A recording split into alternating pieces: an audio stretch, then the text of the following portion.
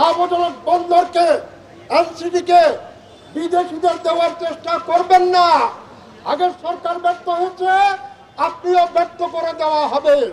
বন্দরের ট্রেডের অধিকার অ্যাডমিরাল সাহেব খর্ব করেছেন। আপনার কোনো রাইট নেই মানুষের মিছিল মিটিং এর উপর হস্তক্ষেপ করা। 11 তারিখের পরে যদি পারেন আমরা আবার যাব সেখানে, এবং তারপরে যা হবে। পুলিশের সাথে ধাক্কাধাক্কি হয়েছে মিছিল, এরপর আর ধাক্কাধাক্কি চলবে না। এরপরে সোজা মিছিল নিয়ে চলে যাব। 11 করে বাড়াবেন না। গণতান্ত্রিক অধিকারের উপর হস্তক্ষেপ করার আপনাদের কোনো অধিকার নেই।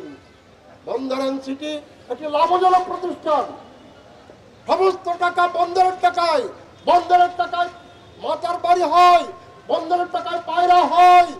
আর লাভের গড় পিঁপড়ায় খাওয়ার জন্য বিদেশিদের কোন বিদেশি দেশি কোন মালিকানায় নির্বাচিত অনির্বাচিত কোন সরকার এই বন্দরকে আমরা দিতে চাই না।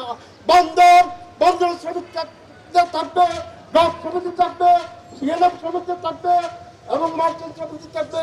যারা বন্দর ব্যবহার করে তাদের বলবে দেশের সম্পদ দেশে থাকবে, এইটা লাভজনক প্রতিষ্ঠান, এখানে আপনি কোনো রকম হস্তক্ষেপ করবেন না।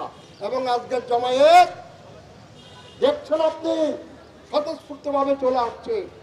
আমরা আগামী শনিবার